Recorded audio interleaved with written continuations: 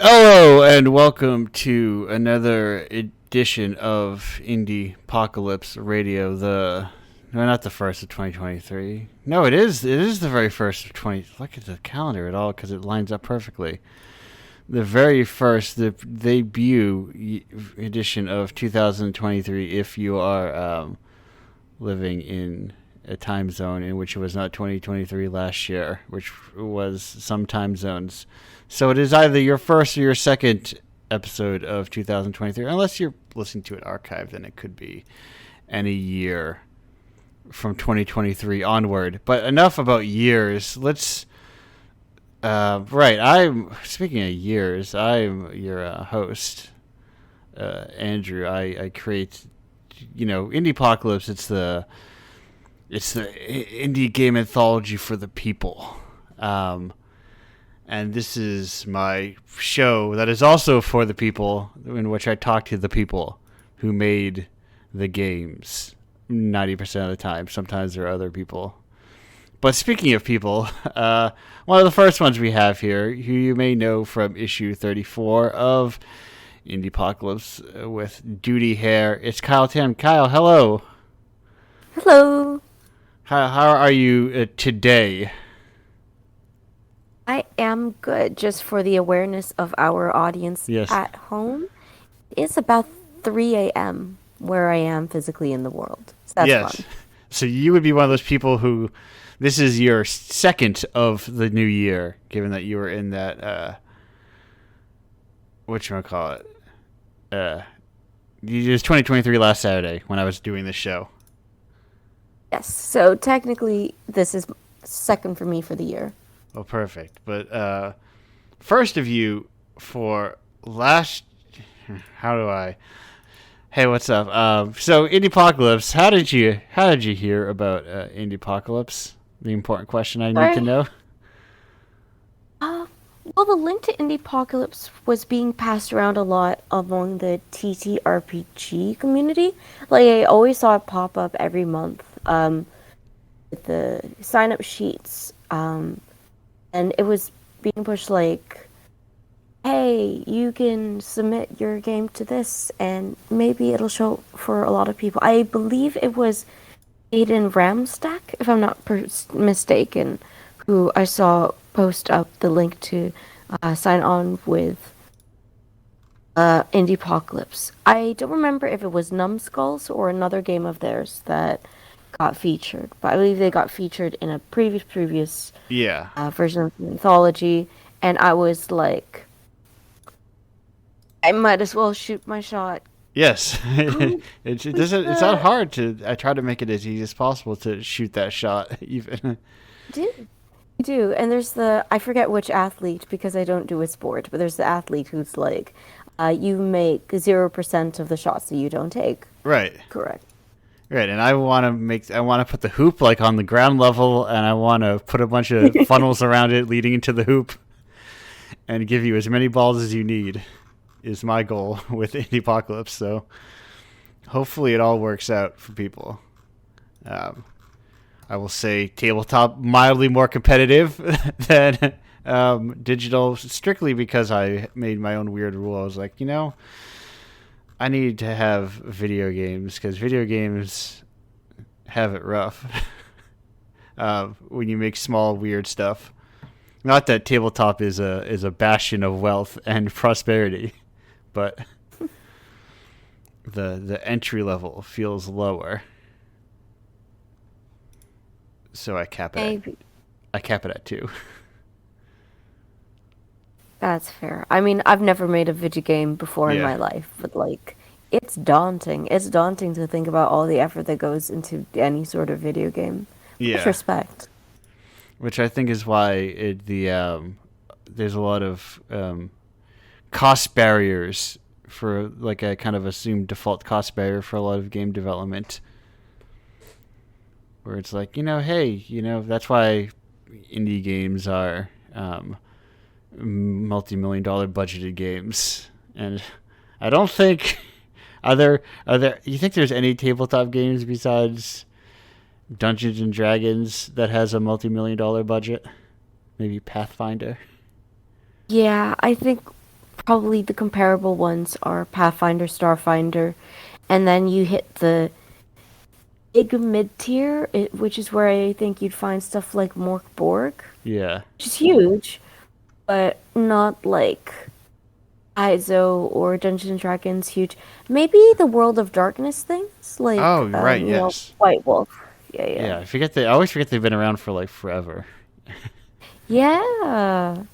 That's how I got started with tabletop. I did not start with Dungeons and Dragons. I had, I did, but then I grew up and I put away childish things, and then I started messing around with other stuff. It was the thing, you Mm. know. I have an old hardcover of some edition of Vampire the Masquerade sitting around. Ooh, classic. I forget which one it is, but it is like an old. I can't even remember where I got it because it was like, hey, let's get. I think it was like. I feel like there was a time where they were, what's the word I'm looking for? Out of print or something, or not as easily accessible. So I feel like I got some weird secondhand copy, just simply as like a default copy. I don't remember exactly. Probably. Like I wasn't around during that phase of it, but as I've been told, like there was a point where VTM was just the Goth game. Yes. So everybody had their hands on it. Everybody was playing it. Like Yeah, I thing. had only heard none of their. Oh, I was like, because I didn't take it was cookies. I was like, why can't I look at this page? Um, yeah, I did not come to it till later, and we all started exploring well past the age of being a goth teen into a goth young adult playing Vampire the Masquerade. We didn't don any dark and light makeup combined to create strong gothic contrast. But so World of Darkness was your intro then? Yeah, technically my intro was a game called Lacuna, which is significantly more indie. Yeah. Um, my start could have been Dungeons and Dragons, because for one birthday I got it as a box set, but I had the unfortunate realization that I didn't have enough friends who Oh, were interested in playing, so I ended up lending the set to my sister and her friends, and I don't know where it went. But when I went to college, and I was like, yeah, I can do college things. I can try whatever I want. I signed up for an RPG. I tried Lacuna, which is, I guess, Persona 5 by way of Men in Black. It's the best way I can describe okay. it. Yes. That Like that diving in. no, continue on. I'm number one rule is keep talking if I talk. No, so it's like I don't know if this is strictly how other people play the game, but we were part of a shady government agency that would dive into the psyches of various criminals and people to get them to like uh, confess their crimes. Which is why I say it's Persona 5 by way of like Men in Black or Yeah. CIA. That's what we did. Well, but that's also the beauty of tabletop is you can there. I mean, there is a structure I think you that kind of is built for a certain atmosphere, but you can also just that's the secret of a book. A book can't tell you can't do anything. A book can't come into your game session and be like, you're breaking the rules. You're not following the lore. You're not, etc., etc. Not quite like a digital product that is like you cannot go out of bounds. In to some extent, tabletop is born to go out of bounds. Exactly. Like tabletop is half of a story. You're giving people this base structure and the foundation in order to develop more complex and more interesting storylines that go in so many different myriad directions. You're not confined to one narrative or even just a few branching narratives. Yeah, it's kind of it's the classic of it's like a improvised play with an extra invisible player at the table sort of situation. But speaking of games and tabletop games, tell me about what is Duty Hair? Okay, so Duty Hair is an OSR game, which is old school revival, um, which is basically dungeon delving. I'll be honest, I'm not usually a dungeon delver type. I think it's fun, but I tend to go for like funky, angsty, Yeah. emotional things. So this is a different emotional beat for me. But Duty Hair is a one-page, pretty simple OSR game, which was my play on things like Dark Souls meets TaskRabbit, basically. Right.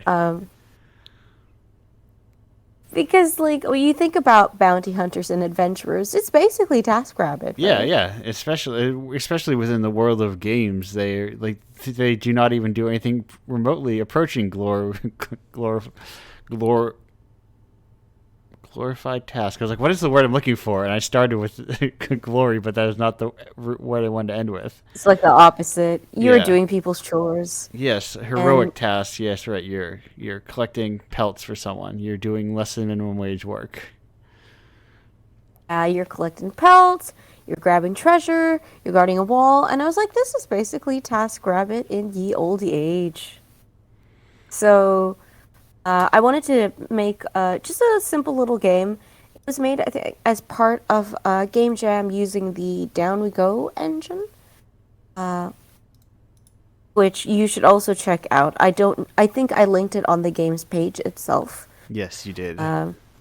Yes, you should check that out. It's pretty simple to work with. Yeah, basically, it's Dark Souls aesthetic meeting TaskRabbit. Because 1% of adventurers becomes a hero, and 99% of adventurers kill slimes and wolves. Yeah. That's the truth. And you need a game about being the 99%. And it's also like, there's a bit of fun writing to it. I think that's the secret thing you miss with a lot of RPGs that isn't as obvious from descriptions, is that people also write all the words, and sometimes the words they write are awful fun to read. Yeah, I did have like fun with it, just playing around with it. Is I don't usually make like very funny games, Yeah, right. which is why I just wanted to enjoy myself a little bit with this one. Just make something kind of silly. Yeah, there's liberation to kind of moving yourself through like different trials, especially if it's a one page thing. You don't have to. You can veer from your natural instincts into like, well, what if I tried something else? What if I do love angst and gloom? But what if I deviated from that for but a moment? Maybe angst and gloom isn't necessarily ideal for these fun little rabbits, unless you're what's it called? What's the bunnies and burrows? Are you familiar Oh, with like is that Watership Down? I think Is that so. I think yeah? that's a general idea. It's a similarly. I think that's like a actually very old game. Yeah, like that kind of theming. That is a grim movie, by the way. Oh my God. I've Yeah, sorry, never. a bit of a tangent. Yes, no, no. This show is nothing if nothing else tangents. No, Watership. Have you seen it or read I the book? I I've haven't read the not book. done either, but I'm vaguely familiar with that. Despite being with rabbits, is not necessarily a fun kids book. No, it's so grim. Oh my goodness. It's like there's rabbits caught in traps, and then rabbits that get killed by the farmer, and then rabbits that get hunted by dogs, and rabbit murder, and like rabbit cults, and you're just like, what? it's if I had been a small child watching, Yeah. I think I would have been a little bit traumatized. Thankfully, I wasn't, and I knew what I was getting into. Um, Right. So no one was like, "Oh, a fun buddy movie for the kids. I'll just leave them with that and be on my way." no, no, do not recommend for very small children. I think the children can watch this. They're a little bit older and they can handle the like blood. Um, but there's like rabbit dictator at one point who runs like a rabbit military state. So you Yeah. better watch out for that. Right. Right. There's more than blood. There. If people forget, there's also complex ideas that are. Yeah, like you have to be able to sit down and dissect that with your child. I think you have to be aware of like, is your child old enough to discuss complex political Right. ramifications When of can my child learn about cults? exactly. And the answer is as soon as possible. You got to watch out for those things. They'll get you. They will. They're They will. everywhere. Um, They are. but I mean, especially like everyone's trying to build their own little cults nowadays with their fun names for their. How many steps removed is an influencer from a cult leader? Is the important questions people need to be asking. Hmm. Like, have you heard of like workout cults? I don't think specifically, but when you say it, I'm like, that sounds like it sounds very real. If you think about things like CrossFit, Yeah. that's a cult. Yeah, right, right. It's there's a leader at the top. They have a lot of merchandise. You're funneling a lot of money into something. What defines a cult? You need devil stuff. I like to think you should have it. I I, think for a very classic cult, yes. or not devil, but stuff for that they would look down upon as devil stuff adjacent. I'm Yeah. not going to look up the definition for cult. I'm sure it's just like religions we don't respect. Yeah. Although I suppose now what it is like more so a philosophy. Like Right. you get it's really getting a lot of people to ascribe to a belief that's not necessarily good for them and getting Yeah. people into this like hive mind. I've always thought of them as like if you mix religion and pyramid schemes, and that is my impression Yeah. of cults. And The that's why I think some workouts are cults. right, right. You need to. Well, I just need all my creatine, or else my body can't get buff, and I don't get that. All the protein powders. I'm like, that's nice. I just want to not feel like garbage. yes, that's Go to the gym. right. That's always been my workout ethos is like, well, I don't have a lot of time in the day to commit to, but it's like, well, as long as I can run and not feel tired, I'm good. Like it's raining. I'm running from my house from the store to my car. Did I get tired on my way there? If yes, I should probably work out more. If no, I'm doing good. I think that's a pretty good indicator. Yeah, I The think general stamina. right, right. I think everyone kind of needs their own thing, maybe, or maybe you don't even. What do I? What do I care? Um, but speaking of own thing, um, oh wait a minute. Do you? So you mentioned Dark Souls, so at least you. What do you think about video games for these things? You put them on. There's Really like, like video games. oh, interesting. Think, yeah. Um, I think there's a lot we can learn from video games, when it comes to tabletop development. Yeah, Also, video games are just fun.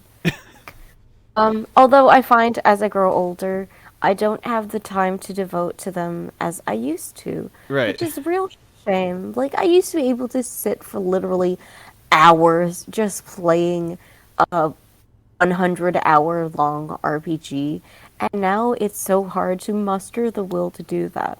Like I've been trying to replay Tactics Ogre, which I remember absolutely loving as a kid, playing it. Um, just to put things in context, this was Tactics Ogre when it was released for the PSP, re-released. It was Yes. not Tactics Ogre when it was like originally released. I'm not that old. Oh, wow. Hey, wow. Hey. Sorry. Hey, watch it there. Um, Okay, I'll back off. But yeah, hey. I also prefer to play Tactics Ogre on the PSP. So, I'm fine. You're fine there. but but I was able to sink so many hours into it, Yeah. and now I'm older, and I'm like, where can I find like even an hour or two free to devote to playing it?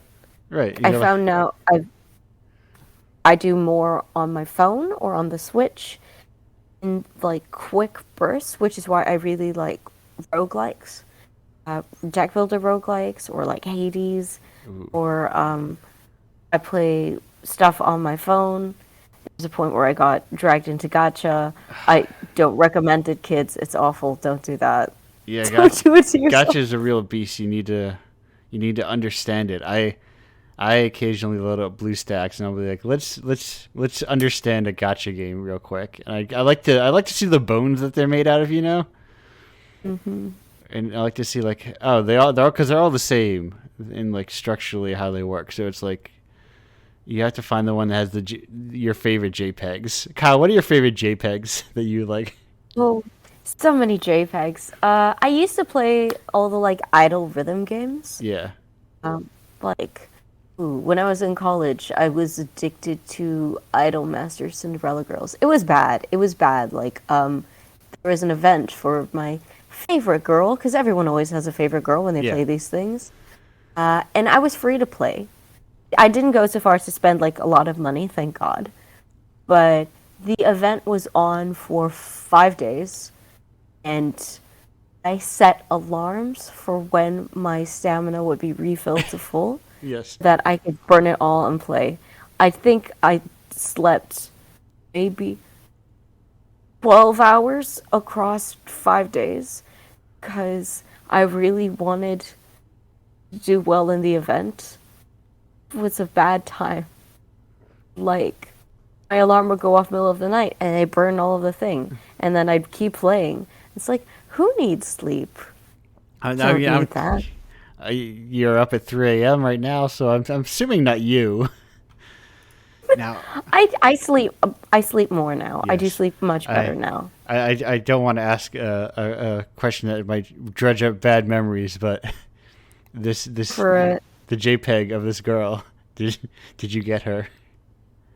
I got it. I made it to. I think it was like top top 40,000, Yeah. which in a game with I think had at its peak like 1 million active users for one of the most popular girls in the franchise was pretty fucking good. Yeah. In hindsight, not worth it. In hindsight, you could have just gone online and Googled that picture. No, but it gave me like Yeah. I'm not gonna say street cred. It gave me niche idol nerd cred for a bit. Like if I mentioned it to like people who knew that game on the periphery, and I mentioned that specific event, like letter event on Idolmaster, and I mentioned how high I got, they were like, "Oh my god, that was so competitive," and I was like, "Yes," and I was dying. Do you still have? Is there still a gotcha in your life now, or are you gotcha free? So I've literally very recently started playing that Hatsune Miku gacha again. Okay. Very casually. Very casually. I will play phone games maybe during lunch break and a little bit after work. Lunch break is fine because I've got an hour, I eat my lunch, and then Right. lunch break is my time. So I'll play a bit of that, a bit of Legends of Runeterra, a couple rounds of card game, Yeah. slowly making my way up the ladder just fine. And then I'm done with that. I don't really feel compelled to play for hours at a time, which is nice. Right, right. And at least there's I found a lot of the when I dip in, there's a lot of gacha games you just don't even actually play, really. Like Yeah. Just do it your dailies. right. It's clear how much they are just like money. You just spend money until you have enough money, or Which you is have. sad. But Yeah, I too have. Uh, I like the Fire Emblem one. It's fun. oh, I used to play that, but like there's so much happening all at Yeah, once. It's the gotchas are relentless on that one. right. I was like, I like it because I feel like I don't have to spend any money. uh, Yeah. I can use my Fire Emblem knowledge to complete things, I've never understood the summoning system with the many colored orbs. Why do they do that? so that you spend more money to get the guys you want. So that This is when, true. so that you're like, I want a red guy, and then you press the button, and there's no red, and you're like, this sucks. I just spent 5 orbs on nothing. Yeah. It's a, I it's think a, I stopped because I was frustrated with the different colors. Like yeah, it's just rude. It's frankly quite rude. yes, it is. It is there. There is the multi pool system. I found that it does not come up in very many other uh, gotcha games. When I try to see when people are like, oh, check this out, or when you see things are popular, or just I just get curious sometimes. It only takes me like it's like a side activity to see what it is, and I'm like, that's enough of that. That's enough of that. Do It's you ever also, get into like Genshin? I know that's the flavor of the I month. I played it on PC when everyone was like hot on. I was like, I don't have time for this. I'm an adult. This is Right? like, I The get whole what it is. thing. I already played, People yeah, and it's also not the did kind of people tell you it's like Breath of the Wild? right. Get Except, that? what if Breath of the Wild was felt less authored and fun? Yes. What if it felt like a less vibrant world? What if it felt like it? What if I had to? What if when I killed the moblin, I had to roll a dice to see if I could get a weapon? Ah, yes. What if we made Breath of the Wild worse? I would love to play that game and call it Genshin I Impact. Ruth Hours. Are you Genshin fans? Yeah, I just don't like the way the JPEGs look. I'm not a fan of those JPEGs. They're just not my cup. It's not my stylistic cup of tea. It's okay. The point of the gacha games is, I was. This is the first and last time I will mention this Yes. ever, but I was talking with a friend about NFTs, and we were both like, "It's gacha, isn't it? It's gacha for non-gacha people." Yeah. And we were like, "I get it. Like, we like our JPEGs. NFTs are like JPEGs for non-phone game people." Yeah, right. They're like JPEGs, but like they're the worst version of the gotcha JPEG in that there's not even the illusion of a game. It costs way too much money. No one can have video cards, and it burns down the planet. So I think the lesson to be learned here is like, if you're going to spend the money, you might as well play a gacha game. Or get a statue. It's like, Get a statuette of your favorite JPEG. Put in your house okay. and look at it whenever you Those want are to look at them. expensive though. They Oh are. my They god, are. figurines are so expensive. Yeah, they're like $700. Speaking of so expensive, we have spent a lot of time here today, Kyle, and our this segment is coming to an end, or I'm ending it right now, because we have other guests to get to. Though I Oh hope, my god, Elliot's here. but I hope you do Yeah. not fall asleep in between segments because we have a group segment at the end. We got caught in a Alive. spiral. But Kyle, thank you for being here. Thank you for having me. We're gonna go on a break, and then we will be back in roughly 2 minutes and 19 seconds. Bye for now.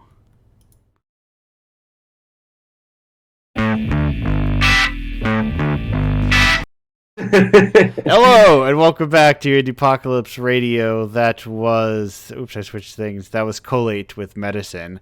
Um, we are back here on the second segment of Indiepocalypse Radio with our second guest of, and this is the first time I am looking at the record time. I am pointing at it so that I know exactly. This is the very first time I did that for a second segment, and my one resolution for 2023 is actually time the second and third segments more consciously. What if I typed it in? What if I just wrote it in? Yeah, look at that. I'm just gonna type it there. So then I need to look at this thing and I go, what time did I start? Anyway, that's not for running over. That's where I usually think I sometimes run under. But speaking of this guest that I keep talking about, you may know this guest from issue. Oh no, I forgot the question. Issue 31 of Indiepocalypse with Something Is Wrong with the Chickens. It's Elliot Davis. Elliot, hello. How are you doing today? Hey, I'm good. How are you? I'm doing fantastic. Now you had some time to prep for the Indiepocalypse question that people gotta know. And when I say people, I mean me. And gotta know, I mean, hey, how do people find this thing? How did you find Indiepocalypse?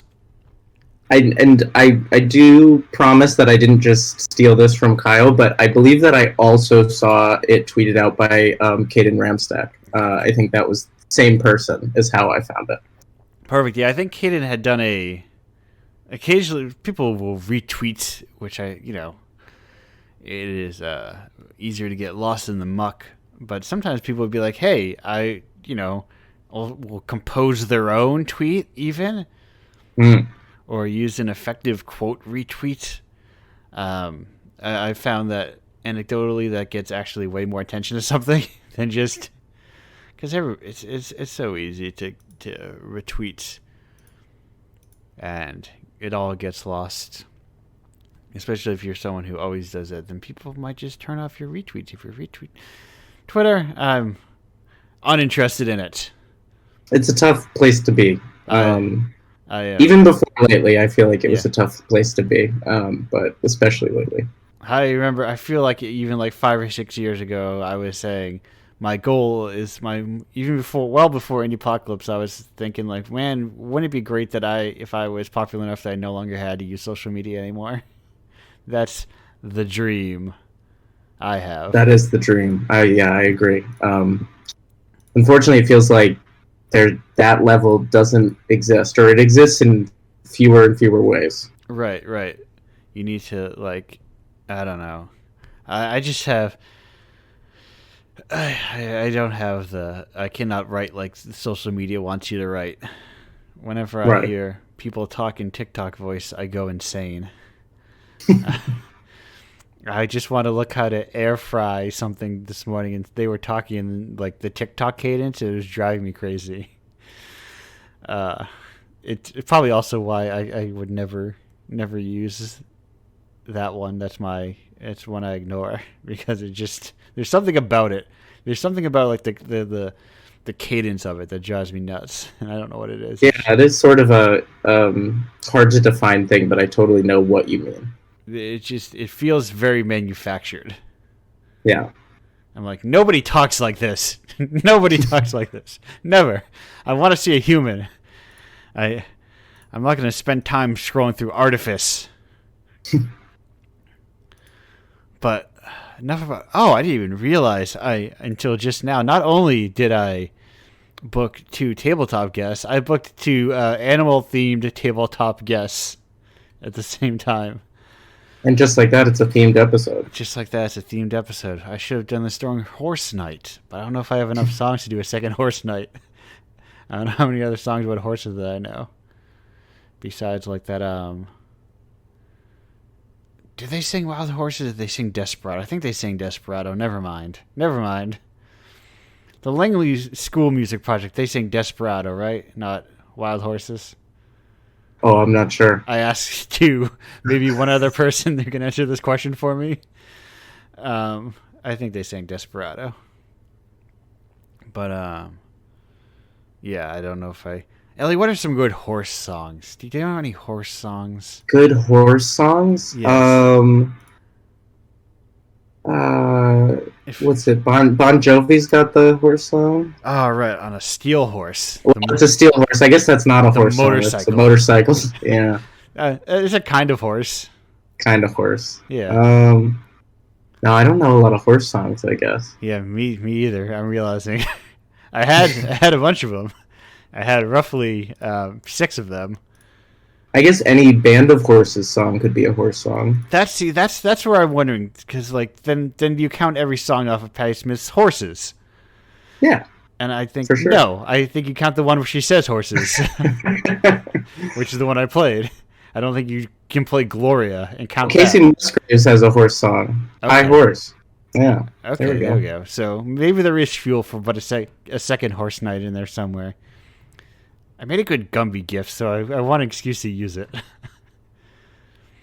But this is all derailed from the fact that we have to say, tell me, what is Something Is Wrong with the Chickens?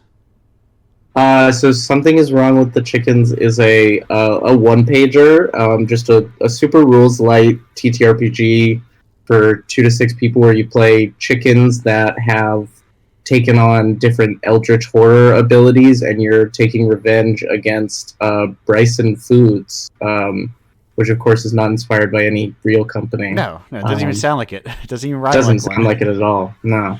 But yeah, it's just a kind of a one page, technically front and back, so somebody could say it's not 1 page, it's 2 pages, but right, it's a one page sheet.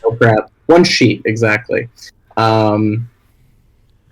And yeah, released it originally back in the spring, in April, and then found Indiepocalypse in the fall, whenever issue 31 was, and yeah. When was, asking the important questions, when was issue 31? Because I have the benefit of being like, it does feel, I never worry that I'm like, oh my god, time is flying by. I'm like, it feels like it has been a literal eternity since the last issue came out. So I do not have that problem, fortunately. But I also am like, when did this come out? It feels like it came out forever ago. I know, yeah, it does feel like a while ago. How long have you been doing it overall? 3 years. 3 years? Nice. This marks my 3rd year. Yesterday was issue 36. Congrats. Yes, it's been a long road. And was it originally just video games? Was it? Important question. Was it originally just video games? No, it wasn't. There was a tabletop game in the very first issue. I don't even need to look. I remember there was. Oh, nice. I think it was Descent into Madness, a Lovecraftian horror one-shot RPG system. Dope. From the very first, there was also a game that uses a Game Boy, but also uses a Game Boy printer at the same time, so it's kind of like a mixed media game. Ooh, Game Boy printer. That's fun. Like it was it was very cool because it was part of a thing called 8-Bitty Games, and it's a choose your own adventure, or like a text adventure kind of game where the responses are printed out through the printer. Nice. And you make your choices on the screen. It's a cool thing. Oh, but yeah, it's been going for a while. And August, not even the fall, it was August. August, wow. That it came out. Oh, I forgot to tag them. I forgot to tag the latest issue. Oh no. I always forget something. I gotta get my SEO up. Do you have any? What are some good SEO tips?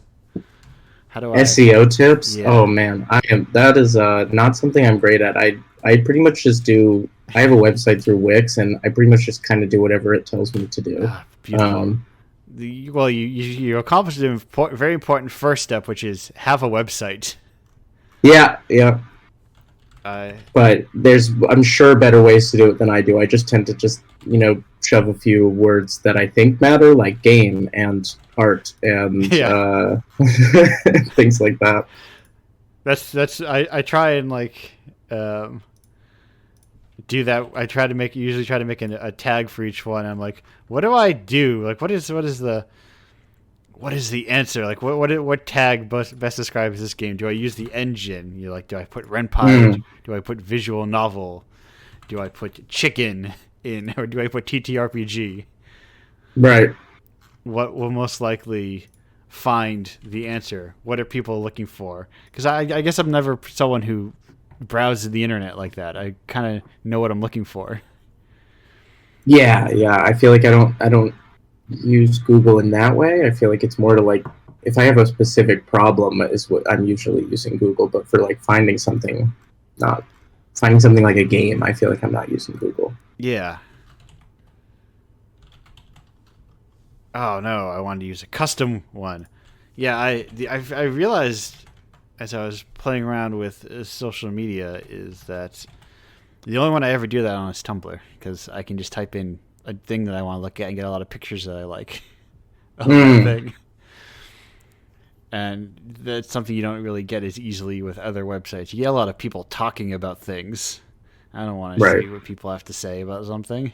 I just want to see pictures. Yeah, I feel like the hashtag isn't as useful a tool as it purports to be. I will say I personally have never looked at the indie game hashtag in my life. Right. Yeah, I don't think me either. But I always like try to put hashtags and things like they help. Yes. But I think what it ends up doing is I just get like bot accounts that are following those hashtags. Yep. And then they like the tweet, and it's like, okay, great. And who follows those? Does anyone follow those bot accounts? I don't know. Yeah. I likewise do not follow any bot accounts that retweet. Like I retweet all hashtag TTRPG, and it's like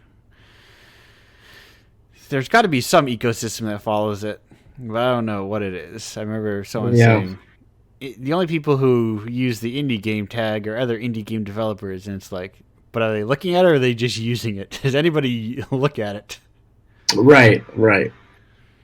Yeah, it's always a bummer when one of those like AI bot hashtag TTRPG retweeting accounts gives you a retweet. Like when I have a really small Twitter following because I'm not very good at Twitter, and like when you get a retweet, you're like, oh, this is like some like cool engagement and validation. Then you're like, oh, it's an AI. Right. It's just a bot. Yeah. Yeah. I don't know what counts as big. I think you got to break 10K to be big, right? I don't know. Does it matter really? Do these numbers mean anything? I think the answer is probably no. I think an engaged I think an engaged 2K is worth infinitely more than a disinterested 500. You know? Yep. I think that's why when the one like the second of the 17 Twitter exoduses everyone was having, I saw people being like, "Look at my engagement. These numbers don't add up." And it's because like I think people just don't engage, or like Twitter is so built around takes that people come to you for your takes, and then you're like, "I'm doing a Twitch stream, let's plays," and people are like, "Oh, I don't care about that. I just want to like your takes." Right. Yeah. So I think that's why a lot of when I saw people being like, "Oh, I don't actually get that much engagement on my promotional tweets," I don't think you're not getting shadow banned. It's just people don't care. Yeah, I think that is one of those like. I mean, I don't have any real information to back this up, but that feels like one of those myths of like promo tweets don't get promoted in the algorithm. I think people just don't like interacting with promo tweets unless they like really want the thing already, which is a bummer. Right. It's kind of like that harsh reality that no one wants to hear. Yeah. Which I mean, I have no concrete evidence, I'll say, so somebody can definitely prove me wrong. I'll be honest, I don't think the other side does. I don't think the alternative perspective does either. Yeah. Other than like it feels better if you say if you're like, I have to use boost with 2 zeros and I have to use I have to spell everything in the most bizarre way possible or else I'll be demonetized. I like the Patreon misspellings and like workarounds. Those always are entertaining to me. Yes. And I'll be honest, if I don't see a link, if I have to dig one tweet deep for a link, I'm never going there. I'm simply never going there. And I think I've seen the sentiment before. People will be like, no, like companies will tell you if you put it in the main thing because no one's going to tweet you for a link. Yeah, that's a great point. I feel like that's the instinct though when you like are making a tweet is that you're like, oh, I'll put the link in the second tweet, but you're right. People probably won't dig deep and grab that. I like think about your own habits, and I was like, my habit is no, I'm not doing that. And because you want, but also like theoretically, you want everyone to share the first one so that they will then go to the second one. It doesn't make sense. It's free yourself from the burden. Let's all just stop. I realize it's like none of this has made me. It hasn't benefited me that much, so it's like a lot of work for what really. Right. I found zero. I was a link hider in my day, and I found no noticeable difference in engagement. Zero. Yeah. I do not feel like I'm free from the shadow ban or anything like that. I don't feel like, wow, now I'm getting 8 million retweets on every tweet I make because I hid my links. Right. But speaking of TTR, what was your introduction to TTRPG? So I had a very basic introduction in that, like, and it's actually not that long ago, relatively, I guess. But pandemic started in 2020 in March, and the launch of Indiepocalypse. That was the launch of Indiepocalypse. Yeah, well, that was the launch of the first D&D campaign I was ever involved in. With a few of my friends, we played remotely as something to do, and 3 out of 4 of us had never played before, and one person was like, "I think you would all like this."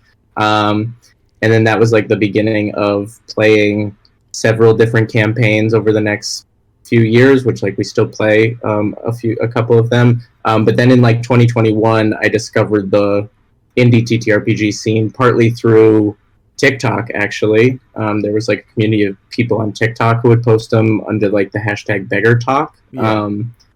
And then also partially through 20-Sided Store in Brooklyn, which is where I'm based. They have a great indie TTRPG section in their storefront, and just like found some games through there, and then just kind of became interested in collecting them. And then Zine Month last year was the first time I, tried my hand at actually designing.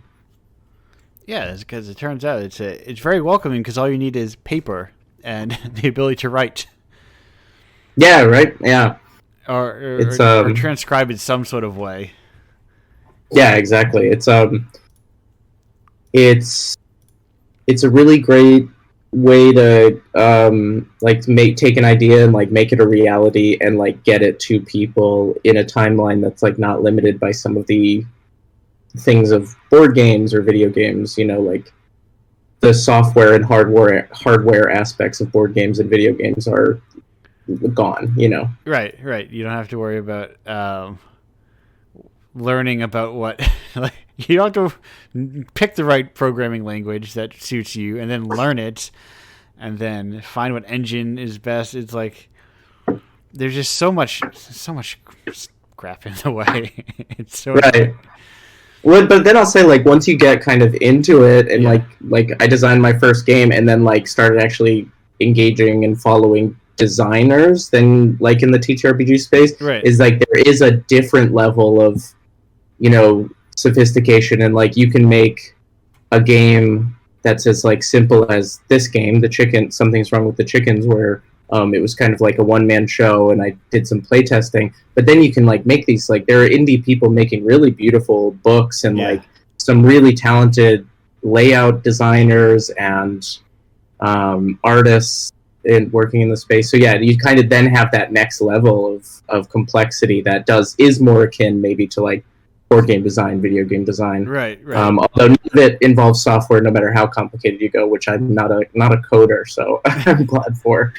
Yeah, I'm wondering, because I come from like more, I would say, video game design, whenever I dip into tabletop, I always like, well, I just make my own system, and I make a lot of complex mechanics that that is like far more unnecessary than it used to be. Like I am like there is that second layer of like not using any like pre-built systems Right.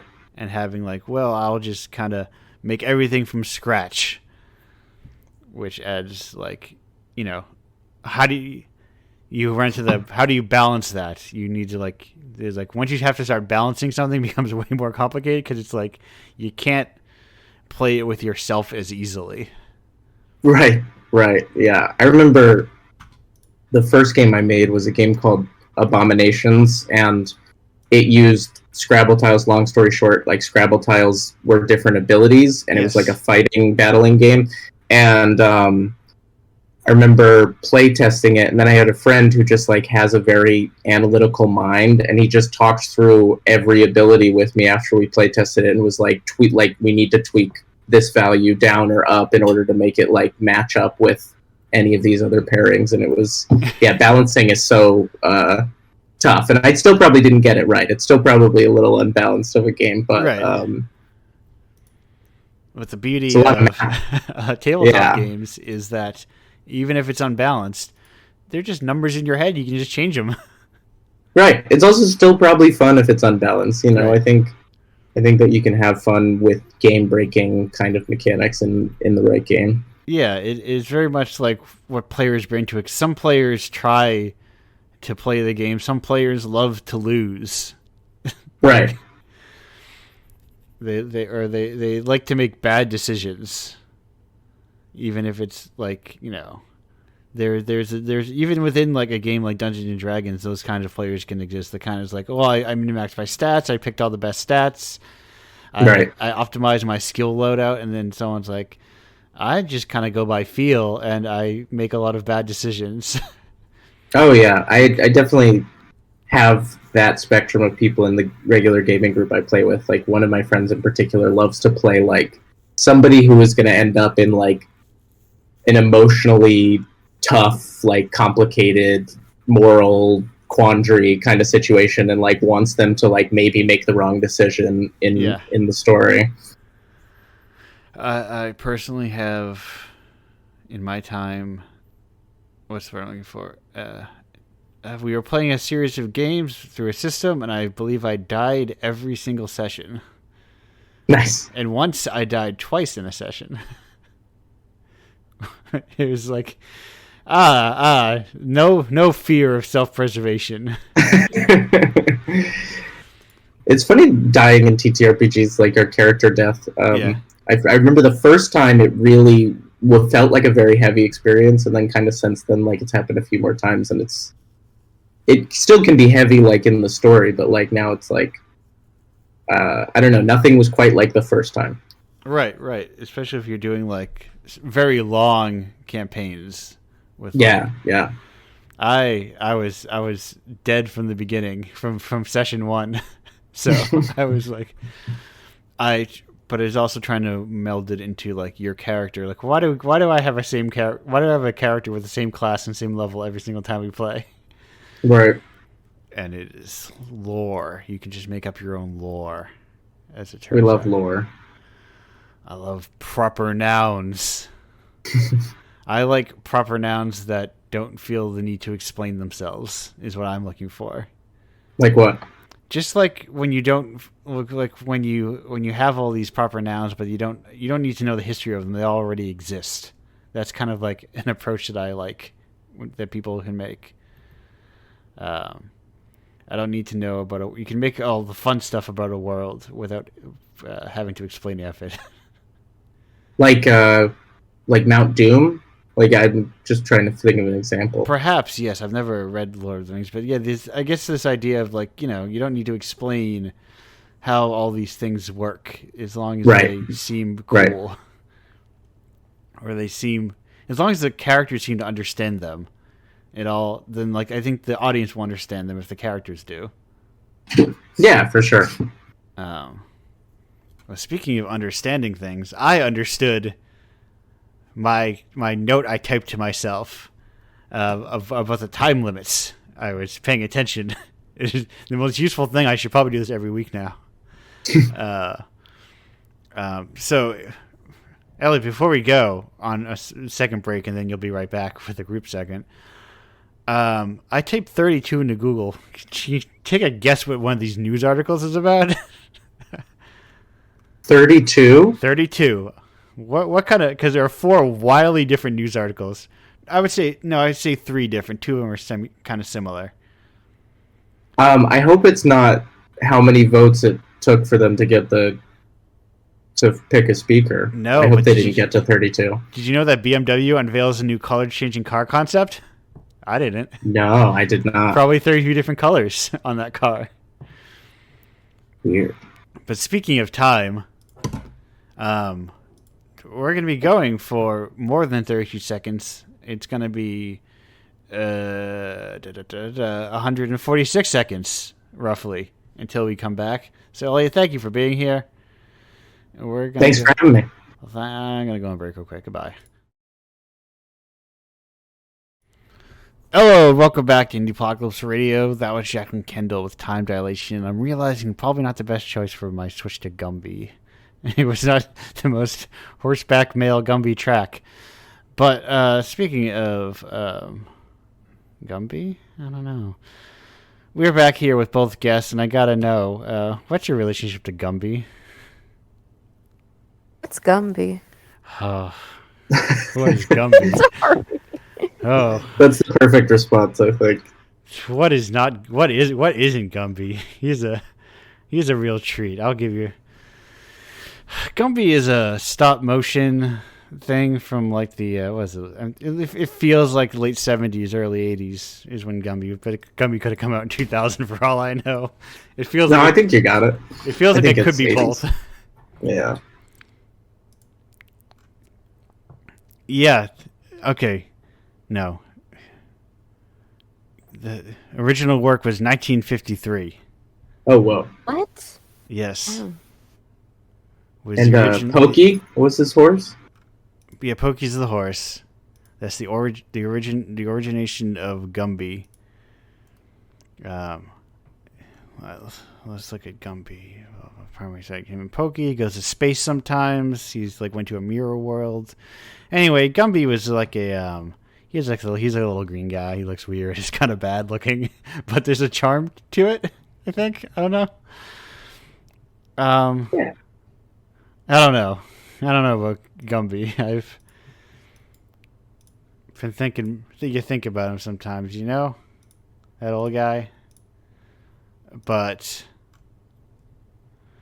important question here. Speaking of characters and whether or not what your relationship is to said characters, I realized I missed it during the first segment, so I didn't ask until the second segment. I'd wait till the group segment here to find out. I'm standing up to the plate. I've got my pitch ready. I'm going to pitch this question right down. We're going to see what our batting average this week is for Mochi's question of, do you have a favorite Toho character? Just a really stupid one. Sure, no, that one. Okay, so the answer is yes, you do. Immediately. I don't know what that is. Is that the ice one? Yes, she's the stupid ice one. I like her distinctly because she's... I think this was memed. I've not actually played the game. But she was explained to me as she's this very stupid one. And I'm like, that's one. That's mine. My child. Did they? You know, someone very recently made a deck building Toho game. What? It has a lot of really good art in it. I really like the art in that game. What is it called? I don't remember. But I'm like, as someone who likes Slay the Spire, I was like, this game seems fun. What is it? I don't know the name of it. Where are my Toho experts? I saw someone streaming it, and then I forgot the name. But it seems very cool, in that it has like a lot of what's the word I'm looking for? No, that's not it. Besides, it's like, what if we ramped up like Slay the Spire to like insanity levels? It seems like it's kind of going, where you get like way more resources constantly, and it's all about just like trying to, I assume, kind of like replicate the feeling of the bullet hell, but within card games. That kind of mania. There's a lot of these things. There's a lot of fan games. I was like, I would just go buy the most recent one, but that didn't help. Anyway, I don't know how to find this anymore. But so we hit 50% on that. Oh, Branch of Legend, Lost Branch of Legend. There it is. Found the answer to my question. But yes, it is a very much a Slay the Spire like go down paths, get cards, play cards, kill people, and don't get killed. Early access, like every video game is nowadays. Oh my god. I mean, I don't think it's a bad thing. Yeah. The access model. It's because it really does let you work out the kinks and all the like issues and problems. Hades was early access for a good long while. And I think it's a. Yeah, go for it. I was gonna say, I think also in a lot of cases, early access is a misnomer. I think a lot of these games are like basically like out, and they're just like in some cases, early access just means we're gonna keep updating the game.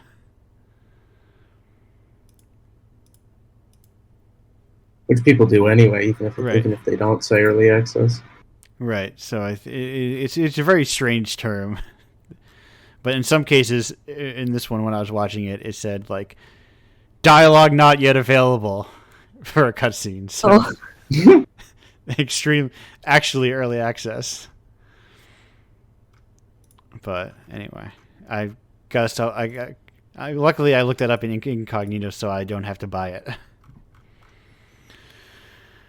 And I'll wait until anyway, yeah, it's a very strange concept, that is to say, Toho, in terms of like the origin of it being extremely inaccessible games. What is Toho? I've never heard of it. They are bullet hells. Okay, so I am a novice. I am a Toho adept. I've maybe leveled up beyond novice. Basically, back for like the PC 98. What was I? Oh no, I was gonna be really clever, but I forgot the name of the first Toho. But they made like someone Zune, I think is how you pronounce it. Made a brick breaking style of game with a Shrine Maiden, and then eventually made, as they call them, Danmaku, also on the PC 98, of these bullet hells with like fun little characters like ice spirits and witches and Shrine Maidens and time-stopping maids and all this other fun stuff. And they're like very simple, but then also it's open. Like you can just kind of make whatever you can. Like I don't know if there's specific things you cannot do, but generally my impression is that you can just kind of make whatever games you want in it and release them on your own using these characters and this lore, and it's fine. It's fine. Like she doesn't really care, which I think is what led to this kind of flourishing like fan community around it, because you can be like, not only can you just make fan art, but I could make my own games, and it's all tied into, you know, doujin culture and everything, which is a whole other like thing that we don't really have in the US, because it's more like, it's kind of like the perfect sort of hobby grade level of like art and development, that exists sort of, but not quite. Definitely not like in video game form. I think it exists more like it's more like zine culture, I would say, closer to that in both like aesthetic and like what's the word, like kind of atmosphere and kind of vibe. Vibe was the word I'm looking for. It's kind of like zine culture in terms of vibe, I believe, having not experienced it firsthand.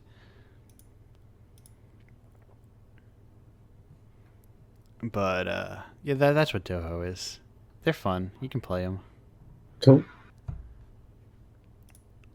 I recommend giving them a shot if you get a chance. It's kind of like one of those like major cultural forces that is just kind of like easy to miss in games.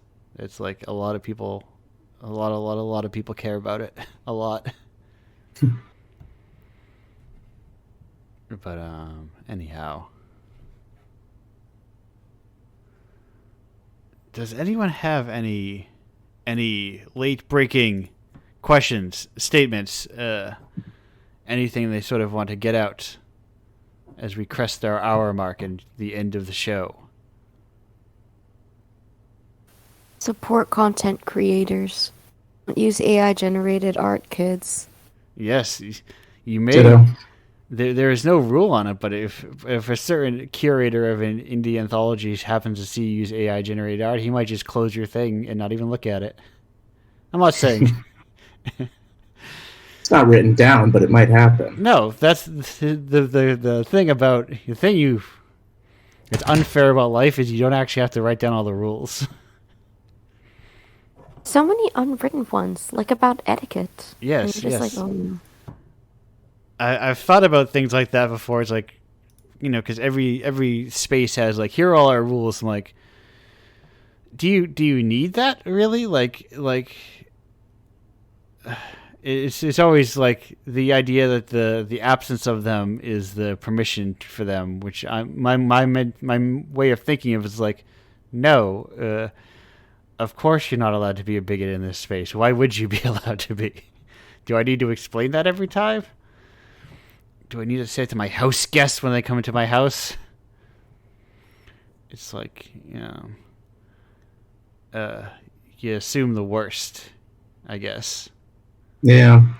I think that there's, I mean, maybe, I imagine video games is the same way, but I think there's an unfortunate, cohort of bigots in And that if you tabletop. And that if you don't say it, people get the assumption like, oh, this place is the coolest place for those people. Right. And it's like, no, of course it's not. But they'll be like, I hear I can be a terrible person because they don't say in the rules that I can't. Yeah. But then he's like, no, I can just ban you because common decency. I'm lazy. I'm like, I don't have time for all this stuff. Hey, what if you were just decent, What if you were just decent? It's not hard. Anyway, speaking of being decent, a decent thing to do is to follow people's work when you find them. Indiepocalypse is but an introduction to other artists. It is like that's why I started doing the Indiepocalypse 10 picks starting this month, because I was like, there's 360 plus games in Indiepocalypse now. Where do you start? And I looked at criteria and I'm like, well, how do they solve their problem? And the answer is heavy curation and like fun little top 10 lists, It's like, yeah, sure. I don't know where to start in your 600 movie library, but what is Aubrey Plaza's top film? Maybe I'll watch that one. What was it? I don't remember. Top 10. That will not help me. That won't get me where I want. But yeah, so, and that is all to say is we're at the promotional point of this show. And I got to ask you guys to promote your stuff. Elliot, where can you find your work? Where can people find it and continue to follow it and get the stuff you've got? You can find all my work on itch at moreblueberries.itch.io. And you can also find me on Twitter at More Blues, which is like More Blueberries but without the last part. And then my website is moreblueberries.com. So pretty much if you look for me plus More Blueberries in places, you'll probably find me. And I've got a game coming to be announced soon for Zine Month of this year, but not quite ready yet. Perfect. Kyle, your stuff, where can we find it? Oh gosh, all over the place. So, Do you have a hub? Twitter. Yeah, I do. I have a website, whatkylewrites.card.co, or is it .com? Try one of those; it'll work eventually. It is .co, and if you're unfamiliar, on the internet they spell card with 2 R's. Very new age of it. Yeah. I have a Twitter, Percy Propa, capital P Ursi, capital P ROPA, before Twitter implodes. I have a newsletter I update very sporadically. I'm also on itch under uraniagames.itch.io. I too have a game that will be funding for Zine Month and throughout the year of 2023. And I'm not gonna announce too much about it yet, except to say it is a 1 to 2 player game. I do multiplayer games now. What? Oh, wow. What a world. It's a 1 to 2 player game about motorcycles and cars and chase scenes. Well, that's all you're going to get. You gotta wait for Zine Month. When is Zine Month, by the way? February. Oh wow! So Close. it is right around the corner. Yes, indeed. Because around these parts, every month is Zine Month in Indiepocalypse land. So I'm like, hey. Speaking otherwise, to get back to the thing, if this list is ranked, it is the top film. Her top film is A Woman Under the Influence. As a sidebar, I forgot to check on Tumblr. If people are getting into. That was someone swore that people were getting into like because of Columbo posting, people were getting into like Mikey and Nikki and just like other Cassavetes stuff through Peter Falk, and I was like, that can't be true, but maybe it is. Peter Falk is a cool actor, and I love that movie. But speaking of things that I love Indiepocalypse as well, and you can get that at indiepocalypse.com or pizzapranks.itch.io. If you want to join, I gotta close that Toho thing before I buy it. If you want to join Indiepocalypse, it's very easy. You just type in indiepocalypse.com/submit, and you'd be like, I have a game, and you add your game, and then do you get selected? Maybe.